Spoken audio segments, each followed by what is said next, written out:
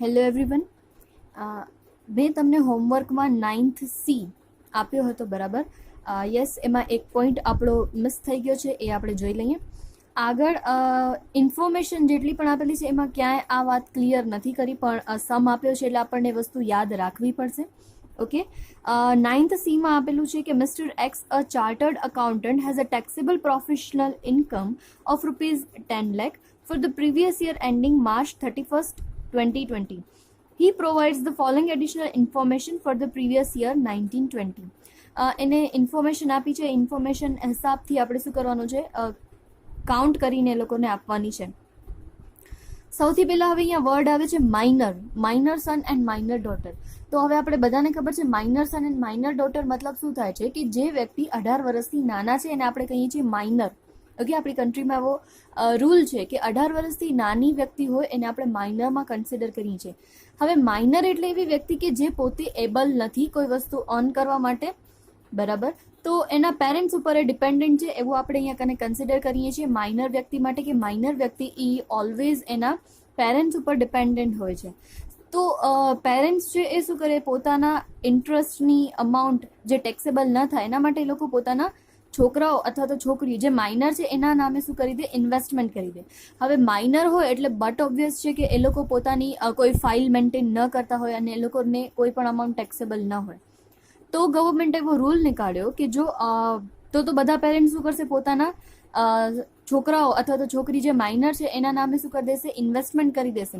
તો એ લોકોને જે અમાઉન્ટ આવશે ટેક્સેબલ નહીં થાય. તો ટેક્સ ઇવેઝન ન થાય એ પર્પઝથી ગવર્મેન્ટે એવો રૂલ કરી દીધો કે અગર કોઈ માઇનર વ્યક્તિ છે જે પોતાના પેરેન્ટ્સ ઉપર ડિપેન્ડન્ટ છે અને તમે એના નામે કોઈ પણ ઇન્વેસ્ટમેન્ટ કરો છો તો એના ઉપર મળતો જે ઇન્ટરેસ્ટ છે એ માઇનર સન ઓર ડોટરની નહીં પરંતુ કોની ગણાશે, એના પેરેન્ટ્સની જ ઇન્કમ ગણાશે અને એના અંડર જ એ શું થશે, ટેક્સેબલ થશે. કારણ કે માઇનર સન ઓર ડોટર એટલે કે 18 વર્ષથી નાના હોય, એનો કોઈ જ ફાઇલ મેન્ટેન ન થતી હોય, એના કોઈ ટેક્સ પણ પેમેન્ટ કરવાનું એ લોકોને આવતું ન હોય. ઓકે, તો એ વસ્તુ યાદ રાખવાની રહેશે. તો અહીંયા કને કીધું છે income of minor son be from the company deposit, એટલે કે કંપનીમાં ડિપોઝિટ કરી નાખ્યા હતા એના માઇનર સનના નામે. તો એના ઉપર જે ઇન્કમ મળે છે એ ઇન્કમ કોની કહેવાશે, એના પેરેન્ટની જ કહેવાશે. કારણ કે માઇનર છે એ પોતે એબલ નથી કોઈ પણ વસ્તુ અર્ન કરવા માટે. પણ એક સ્પેશિયલ ડિડક્શન આપણે યાદ રાખવાનું છે, 1500 અંડર સેક્શન 1032. આગળ કોઈ આપેલું નથી પણ આપણે આ યાદ રાખશું કે અગર માઇનર સન ઓર માઇનર ડોટરની ઇન્કમ છે તો એનામાં કેટલો આપણને એક્ઝેમ્પશન મળશે, 1500 સુધી આપણને એક્ઝેમ્પશન મળશે. સો 1,50,000 માઇનસ 1500 કરી લઈશું એટલે આપણને આન્સર મળશે 148,500. આ ઇન્કમ કોની કહેવાશે, એના પેરેન્ટની જ કહેવાશે, નોટ અ સન. એના પછી આવે છે income of minor daughter C professional dancer. હવે આપણને ખબર છે કે 18 વર્ષથી નાના હોય. હવે અહીંયા તો બી છે એ પોતે કોઈ કામ નહોતો કરતું એટલે એની ઇન્કમ કોનામાં કન્સિડર થઈ, એના પેરેન્ટમાં કન્સિડર. હવે 18 વર્ષથી નાના છે પણ આપણે ખબર જ છે કે હવે લોકો શું કરે છે, પોતાની સ્કિલ્સ ના ડિપેન્ડ એના ઉપર બેઝિસ એ લોકો શું કરે છે, ઇન્કમ અર્ન કરી શકે છે. તો જે માઇનર ડોટર છે પ્રોફેશનલ ડાન્સર છે એટલે એની સ્કિલ યુઝ કરીને ઇન્કમ અર્ન કરે છે. ઓકે, તો જ્યારે પણ એની સ્કિલ યુઝ કરીને કોઈ પણ માઇનર સન ઓર ડોટર પોતાની ઇન્કમ અર્ન કરતા હોય ત્યારે એ ઇન્કમ કોની કહેવાશે, એની પોતાની પ્રોફેશનલ ડાન્સિંગની ઇન્કમ કહેવાશે. એટલે એના પપ્પામાં આવે નહીં, એટલે એના ફાધર એટલે કે એના પેરેન્ટમાં આવશે નહીં. જ્યારે પોતાની સ્કિલ યુઝ કરે છે કોઈ પણ માઇનર સન ઓર માઇનર ડોટર છે, એ પોતાની કોઈ સ્કિલ યુઝ કરીને ઇન્કમ અર્ન કરે છે તો એ એની ઇન્કમ કહેવાશે, એના પેરેન્ટની ઇન્કમ નહીં કહેવાય. કારણ કે એમાં એના પેરેન્ટનો કોઈ જ હાથ નથી.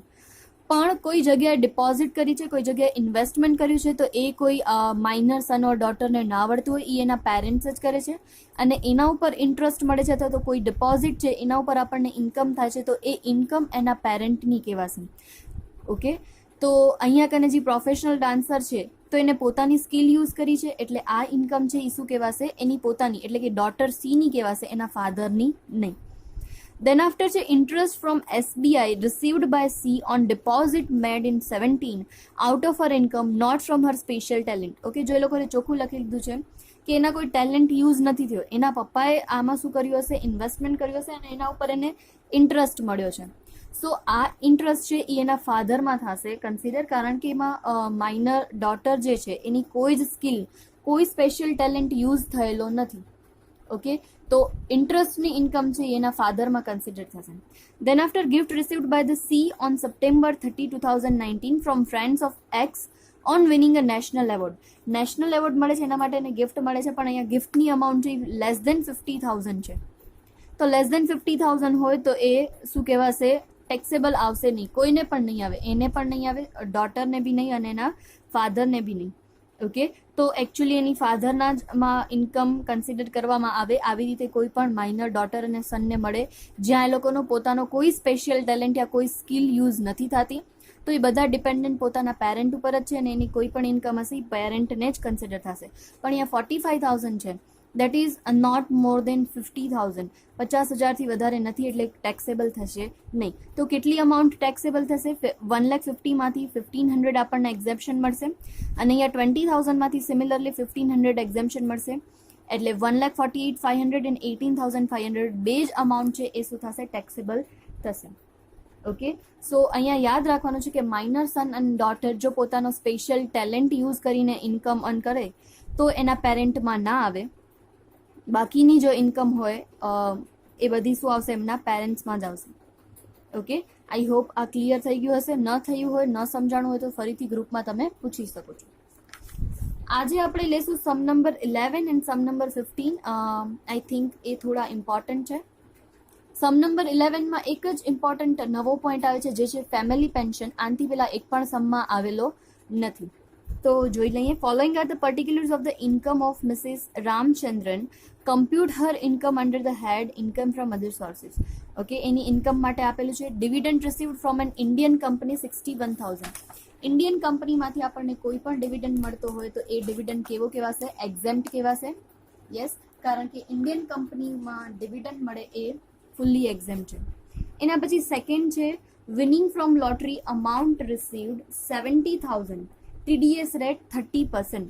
ઓકે, તો લોટરીની ઇન્કમ છે એ નેટ ઇન્કમ આપેલી છે. નેટ ઇન્કમ આપણે ક્યારે કન્સિડર નથી કરતા, ઓલવેઝ ગ્રોસિંગ અપ કરીને જ કન્સિડર કરીએ છીએ. તો લોટરીની ઇન્કમ છે આપણે ગ્રોસિંગ અપ કરશું 70,000 ઇન્ટુ 100 ડિવાઇડેડ બાય 100 માઇનસ 30, કારણ કે કેઝ્યુઅલ ઇન્કમ છે અને કેઝ્યુઅલ ઇન્કમ ઉપર TDSનો રેટ 30% છે. એન્ડ તો આન્સર મળી જશે ગ્રોસિંગ અમાઉન્ટ 1 લાખ.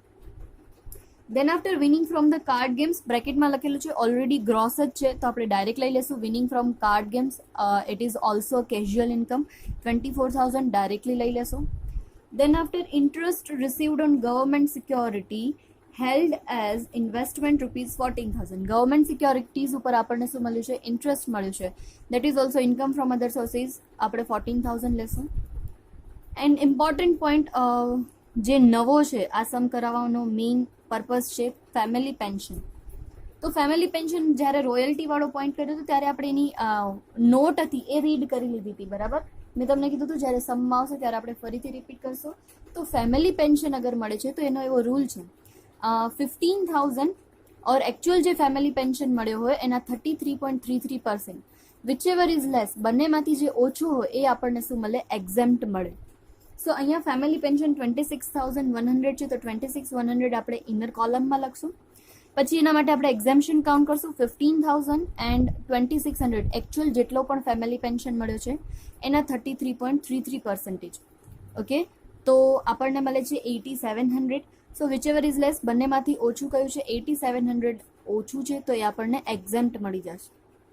ઓકે, સો બારે લખશું 17,400, એટલું ફેમિલી પેન્શન ટેક્સેબલ થશે. એના પછી Mrs Ramachandran incurred the following expenses, એને અલગ અલગ એક્સપેન્સ કર્યા છે. કયા? Interest paid on amount borrowed for purchasing shares. Shares માટે એને લોન લીધી હતી તો શેર્સની ઇન્કમ પણ આપણે કન્સિડર નથી કરતા, તો એનો એક્સપેન્સ પણ આપણે એક્ઝેમ્પશનમાં આપતા નથી. સ્પેશિયલ ડિડક્શનમાં આપણે શેર્સ માટે કોઈ પણ ઇન્વેસ્ટમેન્ટ કર્યું હોય તો દેતા નથી. Then after collection charges in respect of interest on government security 2.5% on amount collected. Yes, government security માં જેટલું આપણે કલેક્શન કર્યું છે એના 2.5%, so 14,000 ના 2.5 350 શું થઈ જશે, ડિડક્શન તરીકે મળશે. And purchased lottery tickets ₹500. Casual income માટે આપણે કોઈ પણ એક્સપેન્સ કર્યો હોય તો એ ડિડક્શન મળતું નથી, એ એક્ઝેમ્પશનમાં આવતા નથી. સો એ ડિડક્શનમાં આપણે કન્સિડર નથી કરતા, તો 500નું એમને ડિડક્શન મળશે નહીં. So sum number 11 is a very simple sum, but one point relating family pension is important, so I had taken this sum. Okay, I hope this is clear. એના પછી લાસ્ટ છે 15 સમ. એ 15 નંબરનો સમ એવો આપણે સમ કરી લીધો છે, એમાં કંઈ નવું નથી, બટ આઈ થિંક થોડો રિપીટ થઈ જશે એ પોઈન્ટ, તો તમને વધુ બેનિફિશિયલ રહેશે. સો સમ નંબર 15 આવો આપણે ઇલિસ્ટ્રેશન કર્યું હતું, જેમાં સિક્યોરિટી સેલ કરીએ છીએ અને પરચેઝ કરીએ છીએ, તો એના ઉપર કઈ રીતે ઇન્ટરેસ્ટ કાઉન્ટ કરવું. Okay, so sum number 15, investment of Shri Manmohan Ji as on 1/4/19. The income and expenditure during 1/4/19 and 33/20 were as under. આપેલ દીધા છે આપણને. મેઇન ઇમ્પોર્ટન્ટ છે, interest on all this security becomes a due on 30th June and 31st December. આવો ઇલિસ્ટ્રેશન કર્યો તો ત્યારે પણ મેં તમને કહ્યું હતું કે જ્યારે પણ ઇન્ટરેસ્ટની વાત થતી હોય સિક્યોરિટી પર, ત્યારે આપણને જોવાનું છે કે એ ડેટના સિક્યોરિટી આપણા પાસે છે કે નહીં.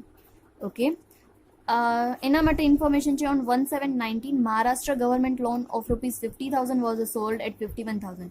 તો મેં તમને ત્યારે પણ કીધું હતું કે જ્યારે આવી રીતે સેલની ને ઇન્ફોર્મેશન આપે ત્યારે આપણે રીડ કરતા હોઈએ ત્યારે જ આપણે લખી લઈશું 1/7/19 ના આપણે સેલ કરી દઈએ છીએ, તો 1/7 આપણે બાજુમાં લખી દઈશું મહારાષ્ટ્ર ગવર્મેન્ટ લોનની, જેથી આપણે ઇન્ટરેસ્ટ કાઉન્ટ કરીએ ત્યારે આપણને યાદ રહે.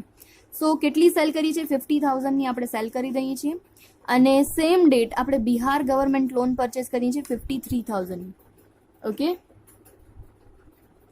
and balance amount for such a purchase was borrowed 6% per annum. Yes, 50,000ની loan આપણે 51માં સેલ કરી અને બીજા 53,000ને આપણે પરચેસ કરીએ છીએ. દેટ ઇઝ કે વચ્ચેનો જે ડિફરન્સનો પાર્ટ છે એના માટે આપણે લોન લઈ લીધી છે. નેક્સ્ટ આવે છે Gujarat government loan 1/8/19. Gujarat government loan 20,000 was sold. Okay, તો ગુજરાત ગવર્મેન્ટ લોન આપેલું છે, ક્યારે સેલ કરી દઈએ છીએ આપણે? 1/8. Okay, then after information is regarding 1/1/20 15% tax free debenture TDS 10% of the Himanshan Private Limited of 40,000 were sold. તો ડિબેન્ચરની વાત કરી છે, તો ડિબેન્ચર પણ આપણે સેલ કરીએ છીએ 1/1/20ના. એન્ડ લેસ ટેક્સ એ સેલ કરીને આપણે લેસ ટેક્સ ડિબેન્ચર પરચેસ કરીએ છીએ રિલાયન્સ પ્રાઇવેટ લિમિટેડના 60,000. ઓકે, સો આટલી ઇન્ફોર્મેશન આપણે આપેલી છે, તો ટર્ન બાય ટર્ન આપણે જોતા જઈએ. સૌથી પહેલું આપેલું છે Maharashtra government loan. Okay, Maharashtra government loan માટે આપણે કીધું છે કે આપણે 1/7/19ના સેલ કરી દઈએ છીએ અને ઇન્ટરેસ્ટ આપણને ક્યારે મળે છે? 30th June and 31st December. સો અહીંયા મહારાષ્ટ્ર ગવર્મેન્ટ લોન માટે આપણે કેલ્ક્યુલેશન કરી દઈશું પાછળ અલગથી. ઓકે, મહારાષ્ટ્ર ગવર્મેન્ટ લોન 1/4/19ના આપણા પાસે ફેસ વેલ્યુ 80,000ની છે એન્ડ 1/7/19ના આપણે શું કરી દઈએ છીએ? 50,000 સેલ કરી દઈએ છીએ. એટલે હવે આપણા પાસે બેલેન્સ કેટલી છે? 30,000ના જ છે. સો આ 50,000 છે એ આપણા પાસે 30th June સુધી છે, તો ઇન્ટરેસ્ટની કેલ્ક્યુલેશન આપણે આવી રીતે કરશું.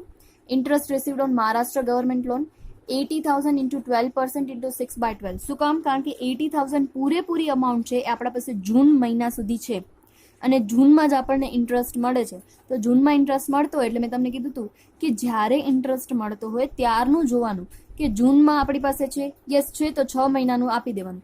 એમાં આપણે ક્યારેય કેલ્ક્યુલેશન નથી કરતા કે એપ્રિલ, મે, જૂન, જુલાઈ, ઓગસ્ટ, ક્યારે નહીં. ઇન્ટરેસ્ટની જ્યારે પણ કેલ્ક્યુલેશન કરતા હોય ત્યારે આપણે એક જ બાબત ધ્યાનમાં રાખીએ છીએ. કઈ બાબત? કે જ્યારે ઇન્ટરેસ્ટ મળે એ દિવસે આપણા પાસે સિક્યોરિટી હોવી જોઈએ. 30th Juneના આપણા પાસે સિક્યોરિટી છે પૂરેપૂરી 80,000ની, તો આપણે એના ઉપર 6 મહિનાનો ઇન્ટરેસ્ટ આપી દઈશું. હવે 1/7ના આપણે 50,000 સેલ કરી દીધા, એટલે ઓકે ડિસેમ્બરમાં જ્યારે ટાઈમ આવ્યો ત્યારે ડિસેમ્બરમાં આપણા પાસે હવે કેટલી અમાઉન્ટ છે? ઓનલી 30,000. સો 30,000 ઉપર 12% into 6/12. Okay, clear? એના પછીની ઇન્ફોર્મેશન છે 20,000 9% ગુજરાત ગવર્મેન્ટ લોન. તો ગુજરાત ગવર્મેન્ટ લોનમાં પણ આપણે શું કર્યું છે? સેલ કરી દીધું છે 20,000નું ઓન 1/8. તો 9% ગુજરાત ગવર્મેન્ટ લોન આપણે જ્યારે 1/4/19 શરૂઆત કરી ત્યારે 20,000 પૂરેપૂરી હતી અને 8થમાં એટલે કે ઓગસ્ટમાં આપણે સેલ કરી દીધું છે, એટલે આપણા પાસે પછી કોઈ ગુજરાત ગવર્મેન્ટ લોન બચતી નથી. સો એનો ઇન્ટરેસ્ટ છે 20,000 ખાલી કાઉન્ટ થશે 6 મહિના પૂરતો, કારણ કે જૂન મહિનામાં જ્યારે ઇન્ટરેસ્ટ મળશે ત્યારે આપણા પાસે સિક્યોરિટી છે અને જ્યારે ડિસેમ્બરનો વારો આવશે ત્યારે આપણા પાસે સિક્યોરિટી નથી. તો જૂન મહિનામાં છે એટલે 6/12 આપણે કન્સિડર કરીએ છીએ.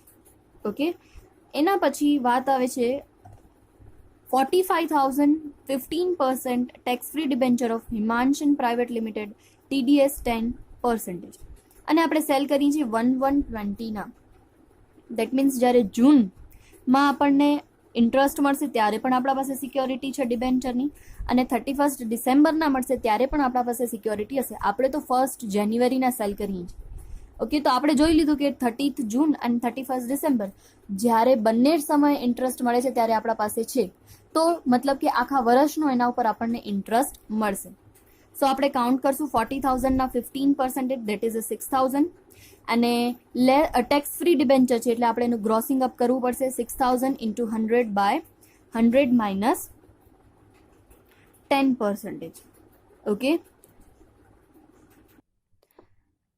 ગલતીથી અહીંયા મેં 40,000 લઈ લીધા હતા, બરાબર. 45,000 છે. 45,000 into 15% ફોર ધ 1 year, કારણ કે જૂન અને ડિસેમ્બર બંનેમાં આપણી પાસે જ છે અને આપણે સેલ કરીએ છીએ 1 જાન્યુઆરીના કરીએ છીએ. દેટ મીન્સ કે જ્યારે ઇસ્યુ થયું ત્યારે આપણી પાસે જ છે. તો 6,750 ગ્રોસિંગ અપ કરવું પડશે કારણ કે ટેક્સ ફ્રી ડિબેન્ચર છે. તો 6,750 into 100 divided by 100 minus 10 that is 90. So grossing up આપણને મળશે 7,500. એના પછી સિક્યોરિટી જે આપેલી છે એ છે less tax debentures 50,000 12% less tax debenture of B limited, less ટેક્સના 10%. ઓકે, મેં તમને જેમ પહેલાં વાત કરી હતી કે જો ઇન્ટરેસ્ટ તમે પોતે ફાઇન કરો છો, અહીંયા 50,000 તો આપી દીધી છે, આપણી ઇન્વેસ્ટમેન્ટની અમાઉન્ટ આપી છે અને એના પર 12% આપણે કાઉન્ટ કરી છે. તો 50,000 into 12%, અને આ પણ આપણા પાસે આખું વર્ષ જ છે, આમાં ક્યાંય સેલની ઇન્ફોર્મેશન નથી. તો 50,000 into 12% 6,000 ડાયરેક્ટ આપણને શું મળી જશે? ગ્રોસ મળી જશે. તમારા પાસે આ સમ કરાવવાનો એક મેઇન રીઝન છે, તમારા પાસે બંને ઇન્ફોર્મેશન છે. જો તરત જ નેક્સ્ટ ઇન્ફોર્મેશન છે જેમાં ઇન્ટરેસ્ટ આપી દીધો છે અને એ પણ લેસ ટેક્સ ડિબેન્ચર છે. તો જ્યારે ડાયરેક્ટ ઇન્ટરેસ્ટ આપી દે છે દેટ મીન્સ કે આપણને ગ્રોસિંગ અપ કરવું પડશે. અને અહીંયા કને તમને ઇન્વેસ્ટમેન્ટની અમાઉન્ટ આપી હતી અને ઇન્ટરેસ્ટ તમે પોતે ફાઇન કરતા હતા. તો જ્યારે તમે ઇન્ટરેસ્ટ પોતે ફાઇન કરો ત્યારે તમને કેવો મળશે? ગ્રોસિંગ અપ જ મળશે ઇન્ટરેસ્ટ, એટલે તમને બીજી વાર ગ્રોસ અપ કરવાની જરૂર ન પડે.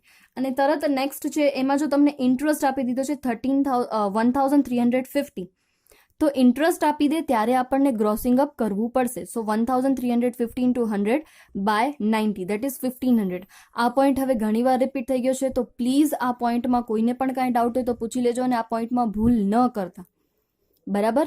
ફરીથી રિપીટ કરી દઉં છું કે જો તમે પોતે ઇન્ટરેસ્ટ ગોતતા હશો તો એ ગ્રોસિંગ અપ જ મળશે, તમને ગ્રોસિંગ અપ નહીં કરવું પડે. અને ડાયરેક્ટલી ઇન્ટરેસ્ટ આપી દે છે તો તમને એનો ગ્રોસિંગ અપ કરવું પડશે.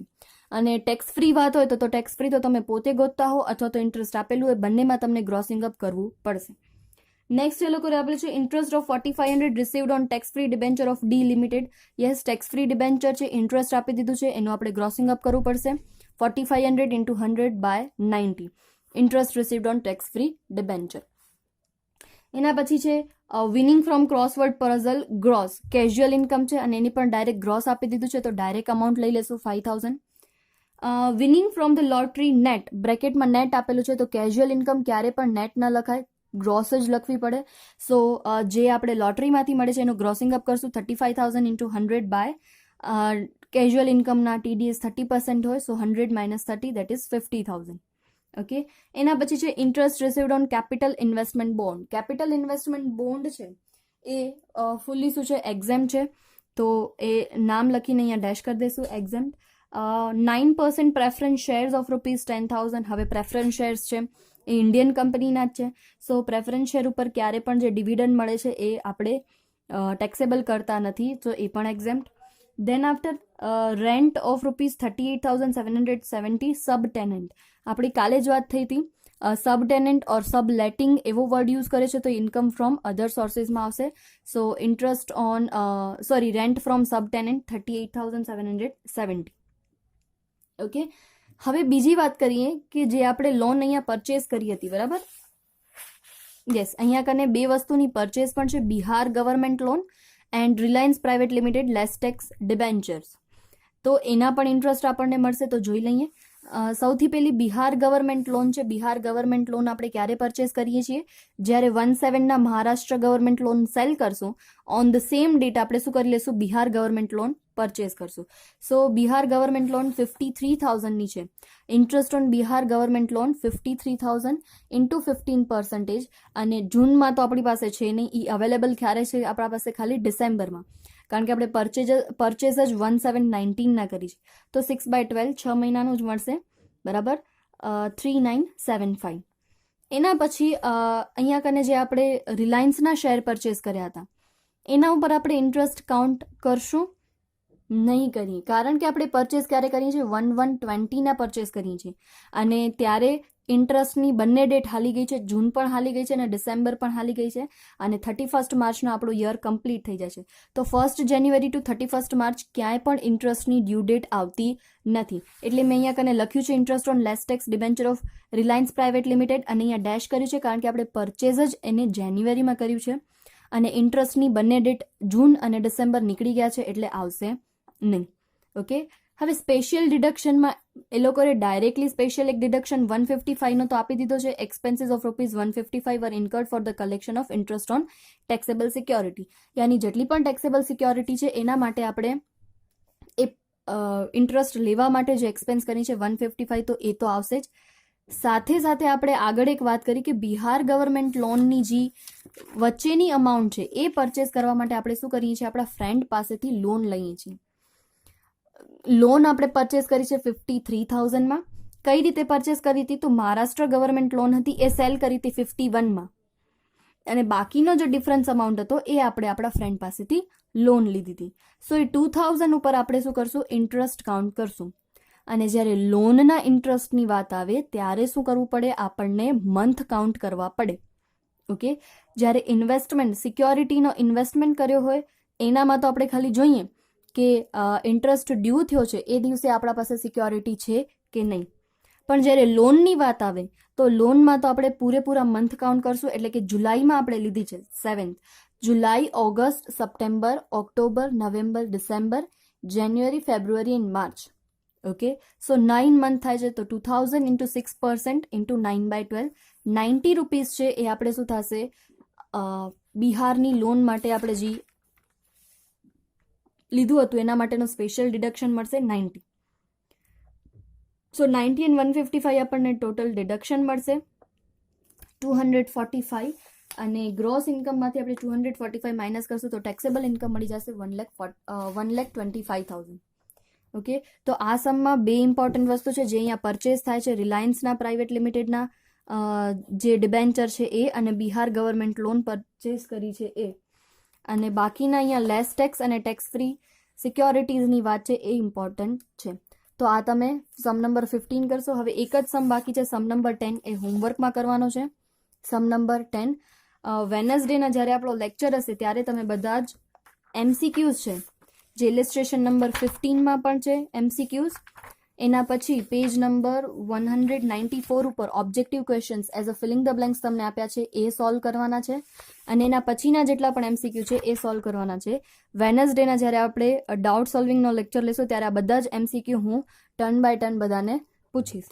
ઓકે, કોઈને પણ કાંઈ ડાઉટ હોય તો ગ્રુપમાં મેસેજ કરજો. Thank you. બાકી આ ચેપ્ટર આપણો કમ્પ્લીટ છે. બીજું કોઈને પણ કાંઈ ડાઉટ હોય તો વેનસડેના ડાઉટ સોલ્વિંગમાં પૂછી લેશે. Okay, thank you.